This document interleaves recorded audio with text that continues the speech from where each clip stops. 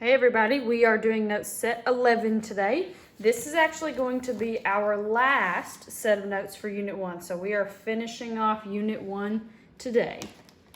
So this last set of notes is going to go on page 13.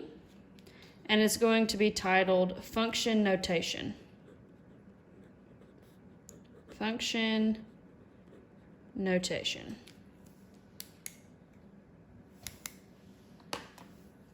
Okay, once you get that written in there, page 13, function notation, I need you to actually go to page 13.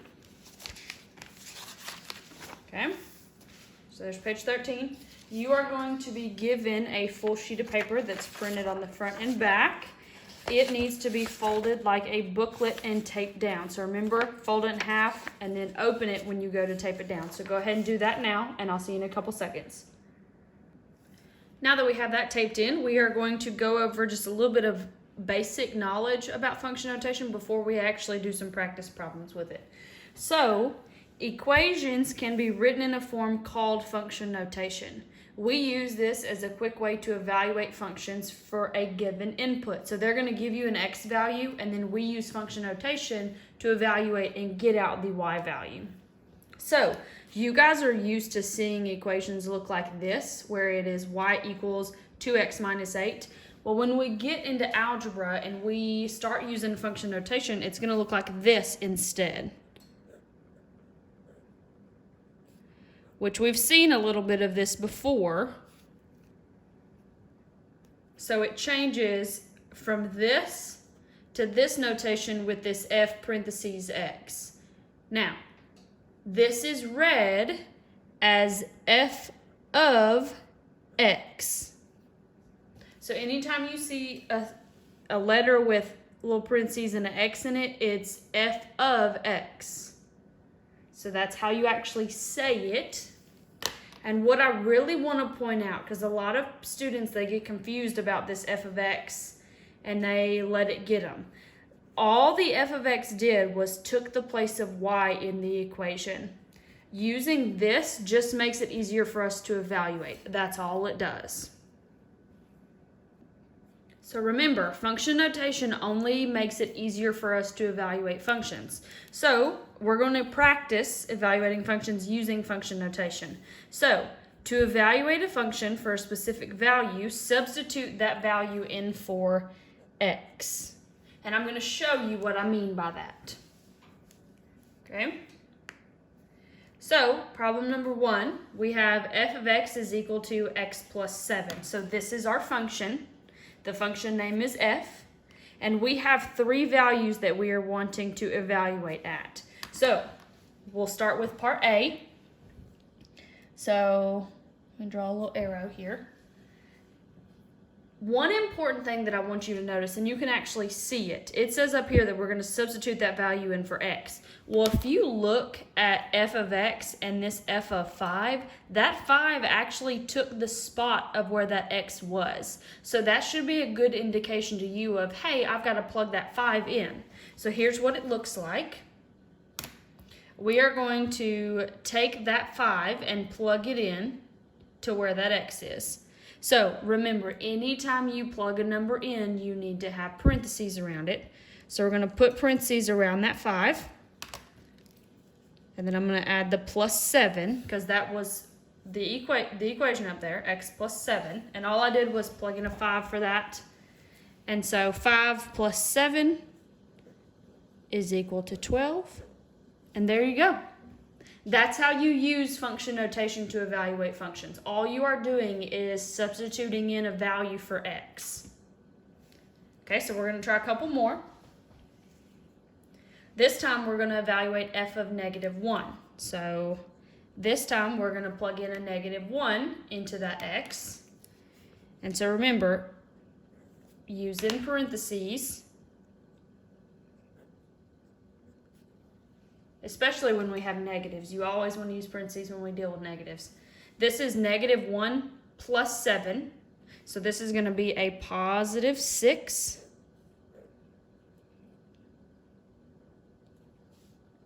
Okay? Last one for number 1 is f of -3. So this time I'm evaluating at -3. So -3 plus 7. And that's going to be +4. And there you go. I hope that's not too confusing. Anytime, so I'm going to recap just real quick. Anytime we have function notation and you are given f of some number, it doesn't matter what the number is, all you are asked to do is take that number and plug it into your equation. So this one was 5 plus 7, and it gives you what your y value is, okay? So here's what I want you to do. I want you to use number 1 as a guide, and I want you to complete number 2. They are very, very similar. You're just given a different equation. And the name of this function is g of x, but that letter right there doesn't matter. It's just telling you that's the name of the function. So go ahead and evaluate g of x for those 3 values, and then I will show you the correct answers here in just a minute. So pause this video right here and do number 2. Okay, so hopefully you have something that looks like this. You should have used number 1 as a guide to get number 2 at least started. Now, this equation is a little bit different. We have 3x minus 8. So when we plug in a number for that x, we're actually plugging it in and multiplying it by that 3. So if you look at mine, I have these numbers plugged in orange. So now all I have to do is a little bit of simplification with the order of operations. So this one is 3 times 1, so that's 3. So 3 minus 8 is going to be -5. Because remember, multiplication always comes before this subtraction. Okay, next one.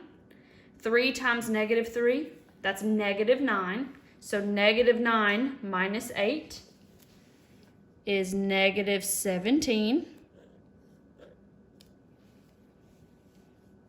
Okay, and now this last one, part C. 3 times 0, we know anything times 0 is 0. And so then we're just left with 0 minus 8, which is -8. And there you go. We have one more practice problem in that particular set. We're still evaluating functions. So we have f of x is equal to, and then this is our equation this time. This one looks a little bit more intense, but it's just the same as the other ones as far as you plug in numbers and you get a number out. This time we're dealing with a quadratic, so we have an exponent of 2. Anytime that you have these, I will have given you a calculator in class, or if we're doing this online, I will always show you my calculator because I don't expect you to be able to do this in your head. Some of you can, but sometimes the numbers get really large and sometimes it just doesn't work. So we will do this one together. But what I want you to understand is for part A right here, we are evaluating for f of -3. So all you are supposed to do is take that -3 and plug it in everywhere you see an x, okay? So this negative is in front of that x. So it's actually not part of what we're going to plug in. So that's negative, and then I'm going to plug in a -3. And then I got squared plus 6 times -3 minus 4. So there's a lot of negatives for this one, but if you substitute them in correctly with parentheses, then it'll all work out. Okay, so once you have that written down, I want your full attention on my calculator because I'm going to show you. Okay, now when we type in our calculator, I've got a TI-84. I hope that you have the same thing, or you may have the TI-84 CE. That's the better one, but this one will be just perfect. So that sign out there in the front is a negative symbol, which is down there below the 3. You cannot use that minus sign. If you do, it's going to jack it all up and your calculator is going to say error and it can't do it. So we'll do negative, and then I've got -3 in parentheses, and then I'm going to get a squared. Then I've got plus 6 times negative 3, and then minus 4. And there's our answer, negative 31. Having a calculator to do these really helps, and it speeds things up. So on a test that you take, any test that you take from me, you will have a calculator with you. Okay, so now go ahead and look at part B. For part B, we are evaluating for -1, so you're going to do the same exact thing up here, except we're going to plug in a -1. So, we have that negative sign out there in the front, and I'm going to plug in a -1 everywhere I see one of those x's.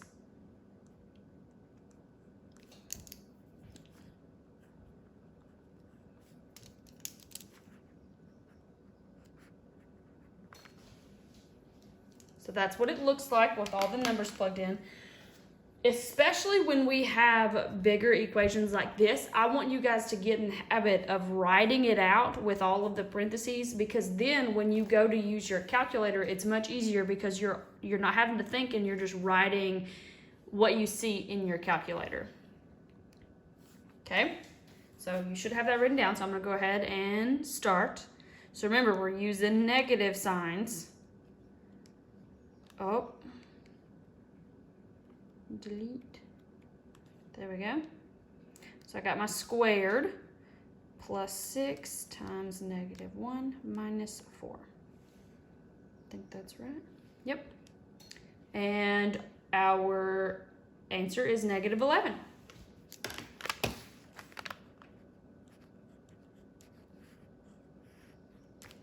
And there we go. So now we're going to do it one more time, but with 5. So we're evaluating f of 5. So we have -5 squared plus 6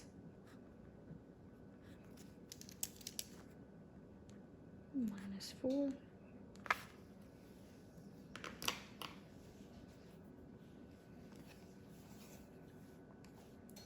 Okay, so hopefully you have that written down. I'm going to go ahead and start typing it in my calculator.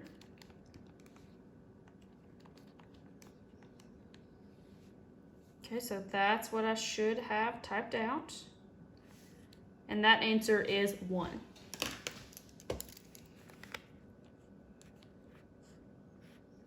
So evaluating functions, they are pretty simple. You just have to make sure that you are doing the simple math right. So if it's a simple equation like the ones on the front, then make sure you're going slow enough to where you don't mess up any multiplication or subtraction or anything like that.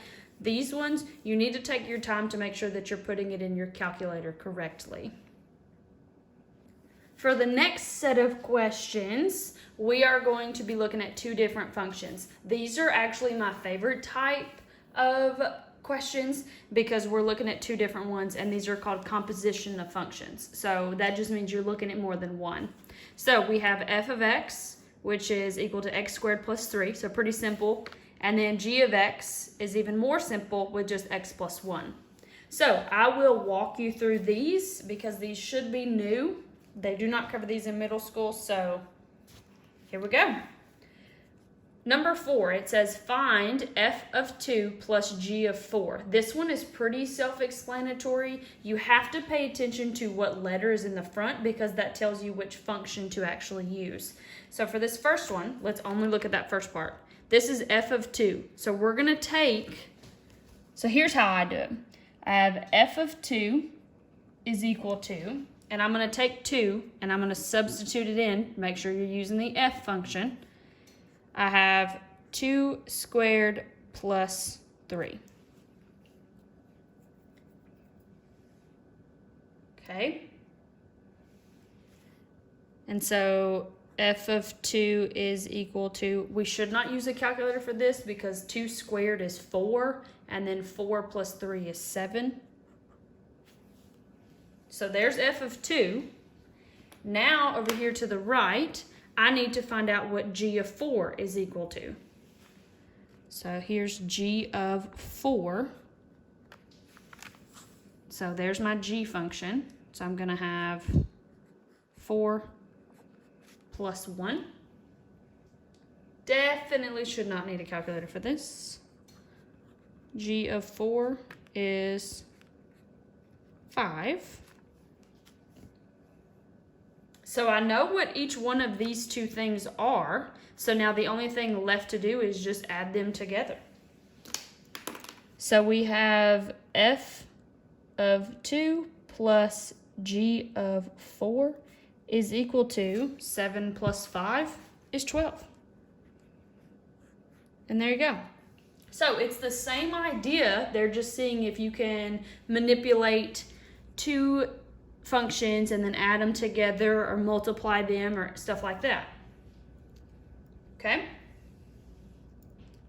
Now, 5 and 6 are very similar. So I want you to watch me do number 5, and then I'm going to have you do number 6 on your own. So pay very close attention. So I have to leave it up there so that we can see our functions. So look down here at number 5. It says find, and then this is how you say this. It is f of g of 2. So f of g of 2. So this one, people get thrown off because there's 2 and then 1's on the inside of the parentheses and they're unsure what to do. This you need to treat just like any other parentheses that you see. Look at this outside parentheses and deal with the stuff on the inside first. So for this one, we need to deal with this g of 2. We need to figure out what g of 2 is first. So let's go ahead and do that right here. G of 2. Well, here's my g of x function, remember, it's just x plus 1. So we have 2 plus 1, which that's 3. So g of, oh, I just messed up. Hold on, let me write this out because I'm not going to start all the way over. So g of 2, got ahead of myself, is equal to 3. So now, here's the fun part. We now know that g of 2 is equal to 3. So in there on the inside of that parentheses, instead of writing f of g of 2, well, I know g of 2 is 3, so now I'm looking at f of 3. So that's how this one works. And so now we're going to substitute in a 3 into the f function. So we have 3 squared plus 3.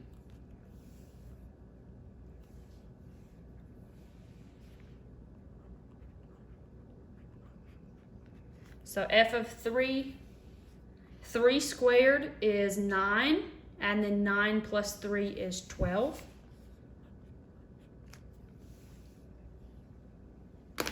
And so here's my final answer, but I'm going to rewrite it so that way if someone else looks at it, they know what it is. So I'm going to rewrite f of g of 2 is equal to 12. Okay? And that's how you do those types. So on number 6, so I'm going to slide this up so we can see number 6. On number 6, you need to start with the inside one first and then move to the outside one. So this one is actually g of f of 0. So deal with the inside function first and then move to the outside. So I'm going to ask you to stop this video right now, work on this one, and then here in about a minute or so when you're done, push play and I will have the correct answer for you. See you in a minute. And here we go. Here is the final answer. I added some arrows on here to hopefully illustrate what's actually going on. So for number 6, your first goal was to find f of 0. So we found f of 0 was 3. Well, what we're going to do, instead of using f of 0, we're going to use 3 and we're going to plug it into that g function. And so that's what happened with that 3. And I added that arrow to number 5. So please add that to your notes. And that's how you do those. All right, moving on, we have number 7. This one is evaluating and interpreting functions is the subtitle of this one. So it says, given the graph of the function f of x, find each of the following. So we have this graph, and then we have specific x values that we are wanting to look at this graph. So instead of giving us the equation, they gave us the graph, and it's our job to figure out what y value matches that x value. So before we start, this is a very good test question. So when you go back to study for test, whether it be one of my tests, the ACT, or the state test that we are supposed to take, this is a good problem to look at because I guarantee you it will be on some of those tests that you're going to take. For sure, my test. So let me show you how it actually works. I'm going to do, let's say, 2 of them, and then I'll pause it and let you do the last 2. Okay? So, part A, it says that it wants to know what f of negative 4 is. Now, I want you to keep in mind that this number that's inside here is your x value. So, anytime that you have that number, like let's take negative 4 for example, we need to go to that x value of negative 4. So, negative 1, negative 2, negative 3, negative 4. So, here's negative 4. I need to go to the graph. So here's where it touches my graph. Now I need to know what y value is that sitting at. So what you do, and you can do it physically with a pen or pencil, or you can do it mentally, you need to draw you a line back to the y-axis to figure out what y value that is sitting at. So if you look, it's kind of hard to see my orange line that I drew. Here's negative 4. I went up to the graph, and I went over, and it's at positive 2. So f of negative 4 is equal to positive 2. And there you go. So evaluating a graph using function notation is really simple. You just have to understand what you're doing. Okay, the next one, we have f of 0 that time. F of 0, so we're at 0. And if you notice, that graph is actually already there. It's at the origin. That spot's called the origin, so we didn't move. So f of 0 is equal to 0. Okay? So, please go ahead and stop this video and finish up parts C and D, and then when you're done, push play, and you'll have the correct answers. Okay, and here we go. I didn't do part D because I didn't want to cross something real quick. So here, look at this. Part C, it says f of 2, so it's in blue pen. I went over here to positive 2, down to the graph. I had to go down this time. And then I went over, and that's at negative 2. Now, the part I didn't do because I didn't want to draw across was part D, f of 5. So I went ahead and went down to where the graph was, but then I needed to go over, and I was going to cross that blue line. And this right here is negative 1. And there you go. So evaluating with a graph, super simple. I hope now you know what you're looking for. And then finally, here is one of my most favorite types of questions. So it's a word problem. Don't be scared of it. Remember what I said in math. A lot of times word problems, they put extra words in there just to frighten you and get you all worked up when really you just need to focus on the numbers. So I'm going to read this. I've got my highlighter to kind of figure out what's important, and I'm going to highlight that. If you do not have a highlighter, just underline it for now.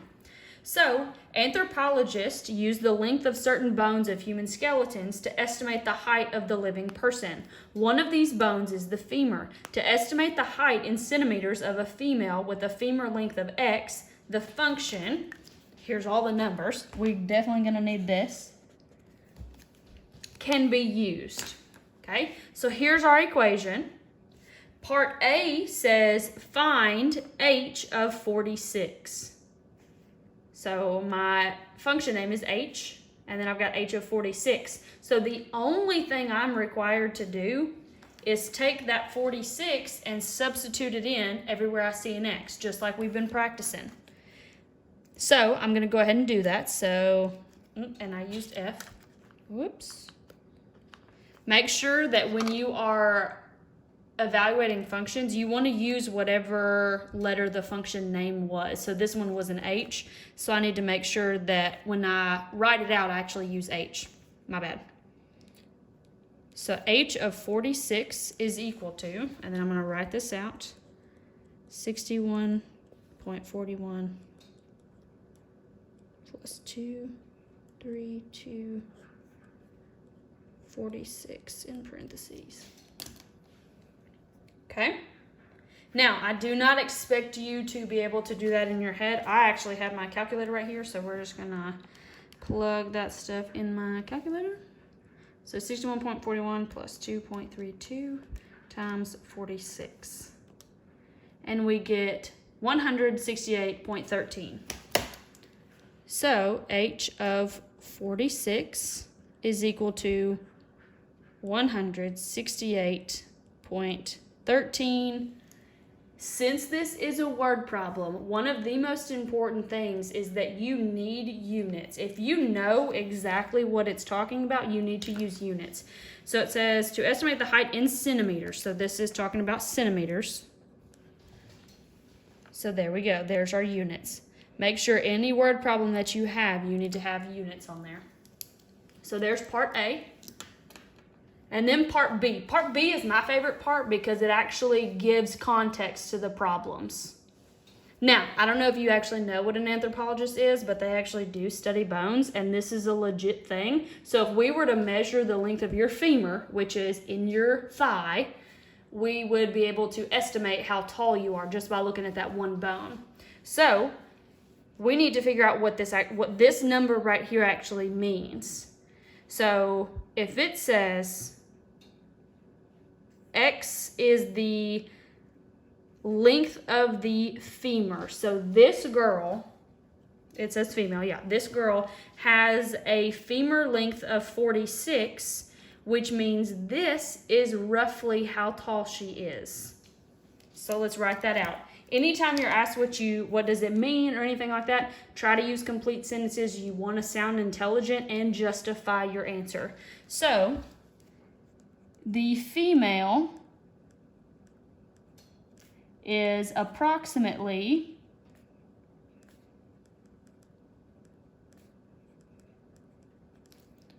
168.13 centimeters tall. Very quick to the point, but it's a complete sentence. And I did use the word approximately because if I remembered, it said to estimate the height in centimeters of a female. Okay, so since it says estimate, that means it's not 100% accurate. So we got to use some kind of word that shows that. And there you go. We're going to do a lot more problems like these because, like I said, these are my favorite. So get ready for that. So that's all that I've got on function notation. It's really simple stuff. It's just, can you plug in a number and do you know what it means? So I'll see you next time, and good job on Unit 1.